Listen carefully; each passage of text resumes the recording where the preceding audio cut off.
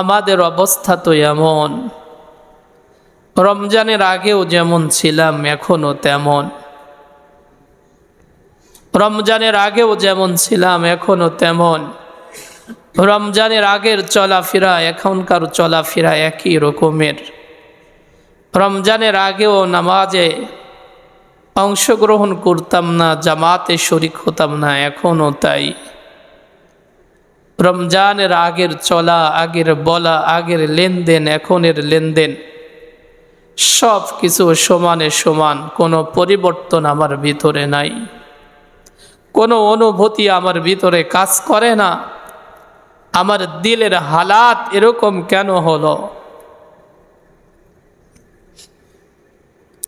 রমজান তো এজন্য দেয় নাই, রমজান এজন্য দেওয়া হয় নাই যে শুধু ব্যবসায়ী ব্যবসা নিয়ে ব্যস্ত থাকবে।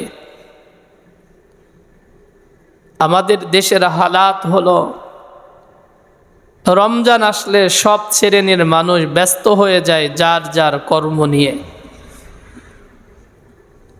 দোকানদারেরা দোকান নিয়ে ব্যস্ত হয়ে যায়, মার্কেট যারা করে এদের মার্কেটের বেচা কিনা নিয়ে ব্যস্ত হয়ে যায়।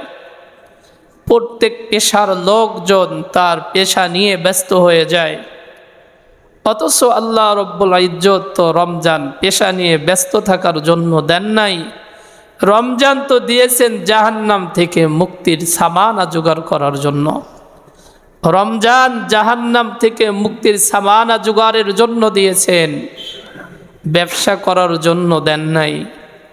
ব্যবসা করতে আল্লাহ নিষেধ করেন নাই। তবে আমাদের অবস্থা হলো, রমজানে ব্যবসায়ীর ব্যবসায় এত চাপ যে ব্যবসার কারণে নামাজ পর্যন্ত ছুটে যায়, তারাবি ছুটে যাইতেছে, খবর থাকে না।